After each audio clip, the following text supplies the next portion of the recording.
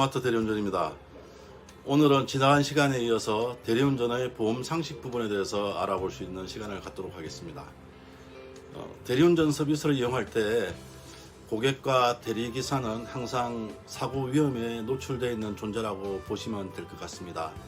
만약 사고가 났다면 원활하고 원만하고 신속한 처리가 이루어져야 고객님 그리고 기사 그리고 또 상대방의 피해가 최소화될 수 있게 해야 하는 것이 당연한 것입니다. 그렇기 때문에 대리운전 보험이 필요한 것입니다. 대리운전 기사가 도착을 하게 되면 고객님들께서는 반드시 대리운전을 요청한 회사에서 오더를 정상적으로 받고 온 기사인지 확인하는 것은 고객님의 당연한 의무이기도 하고 확인해야 할 몫인 것입니다. 그럼 첫 번째로 대리운전 보험의 특징에 대해서 알아보도록 하겠습니다. 대리운전 기사가 대리운전 회사에 입사하면서 보험회사와 체결한 단체 보험에 자동 가입하게 되는 보험이 대리운전 기사의 대리운전 보험이라고 보시면 될 것 같습니다. 따라서 정상적인 대리기사들은 전부 대리운전 보험에 가입이 되어 있고요. 보험의 효력은 정상적인 오더를 수행할 때 자동적으로 보험 적용이 된다고 보시면 될 것 같습니다. 대리운전 보험에 적용되는 차량은 또 별도로 한정적으로 보험회사와 약정이 정해져 있는 것이 사실입니다. 대리운전 기사가 이 보험을 임의로 변경하거나 수정할 수 없는 단체 보험이기 때문에 대리운전 회사별로 보험 계약에서는 내용이 조금씩 상이합니다. 특히 보험료 부분도 그렇고요. 또는 대리운전 기사 각 개인의 나이, 사고 경력에 따라서 차이가 있습니다. 또한 각 회사별로 보험 가입 금액이나 계약 내용이 조금씩 다르기 때문에 보상 내용도 약간의 차이가 있을 수 있습니다.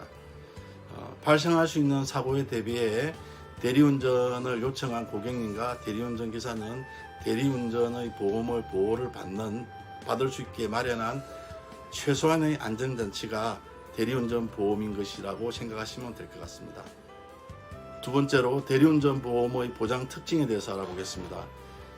일반적인 자동차 보험의 보장 내용인 대인, 대물, 사고건에 대해서는 여타의 자동차 보험과 별반 차이 나는 게 없습니다. 하지만 보장 한도 부분에서 특징적으로 대리운전을 이용한 고객님의 사고 차량에 대한 대체용 렌트카가 보험사로부터 제공을 받을 수 없는 문제점, 단점이 현재 상존하고 있습니다. 향후 개선돼야 될 아주 중대한 문제점 중에 하나라고 볼 수 있겠습니다. 다음은 차량의 정비를 위해 정비소에 차량을 입고했을 경우에 렌트카를 무상 제공받을 수 없다는 사실을 모르고 있으면 당황하고 황당스러울 것입니다. 이 점 꼭 기억해 두시면 감사할 것 같습니다. 이때는 가해 차량의 차주 보험회사 또는 과실이 있는 대리운전 기사에게 별도로 렌트카의 제공을 요청해야 하는 다소 불편한 진실이 있는 것이 대리운전 보험인 것입니다. 대리운전 기사는 별도로 사고 유형에 따라서 자기 부담금, 즉 면책금을 보험사 또는 차량 정비소에 납부해야 하는 점을 꼭 알아두셔야 할 것 같습니다. 요즘은 대리기사들이 면책금 납부를 지연하는 일들이 비일비재하다 보니 차량 입고와 동시에 면책금을 받는 시스템으로 많이 바뀌고 있는 것이 차량 정비소의 입장인 것을 알아두시면 좋을 것 같습니다. 사고 유형에 따라서 자기 부담금, 면책금, 대리운전 기사의 납부 금액이 대략 30만원에서 50만원 정도로 보험사별로 다른 것도 사실입니다. 다음은 셋째로 대리운전 보험의 보장 한계 부분에 대해서 알아보겠습니다. 대리운전 보험에 가입되어 있다고 해서 모든 차량을 다 운행할 수 있는 것은 절대 아닙니다. 개인 대리운전 보험에 가입해도 마찬가지의 경우입니다. 대리운전 회사를 통해 단체 보험에 가입된 경우를 포함해서 절대적인 보장 한계에 대해 고객님들은 상식적으로 알아두면 좋고 대리운전기사들은 반드시 알아두어야 손해를 줄일 수 있을 것입니다. 넷째로 보험 불가 항목에 대해서 알아보겠습니다. 운전면허 적용 범위 초과 운행 시, 즉 일반 대리운전의 경우는 대리운전기사가 대형 면허증을 가지고 있다 하더라도 1톤 이하 또는 15인승 이하의 차량만 대리운전을 할 수 있습니다. 단 특별히 확대 탁송보험에 가입되어 있는 경우는 예외로 적용이 됩니다. 음주운전, 운행과 관련 없는 파손, 실내 액세서리, 실내 분실물, 사이드 브레이크 파손, 클러치 파손, 미션 파손, 차내 적재물 등은 보험 보상의 불가 항목입니다. 그리고 또한 현장 콜, 즉 킬방을 접수하지 않고 보고 없이 운행하여 발생한 사고도 보험 보상을 받을 수 없습니다. 고객님들께서 반드시 기억해 두시면 좋을 것 같습니다. 다섯 번째로 대리운전 가능 차량에 대해서 알아볼 수 있도록 하겠습니다.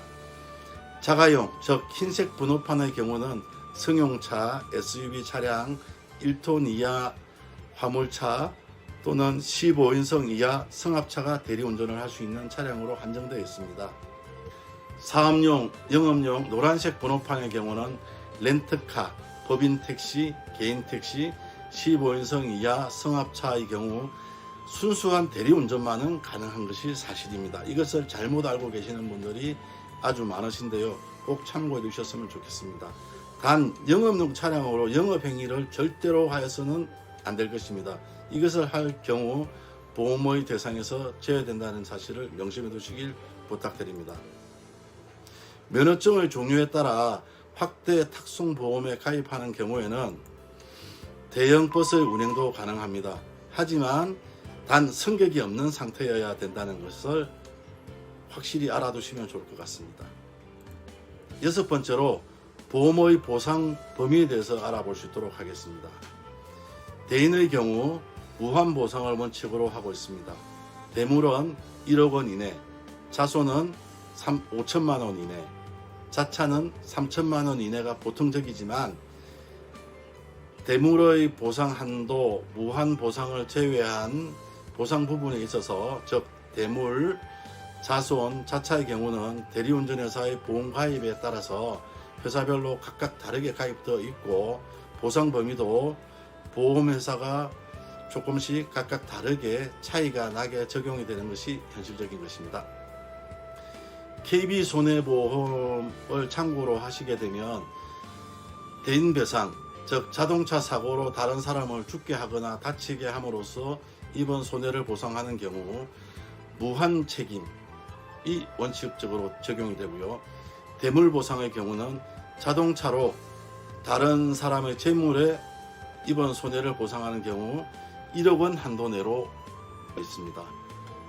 자기 신체 손해, 자동차의 사고로 운전자가 죽거나 다친 경우의 손해를 보상하는데요. 이것은 사망, 후유장애, 부상 때 각 3천만 원, 5천만 원, 1억 원 한도로 각각 적용되게 되어 있습니다.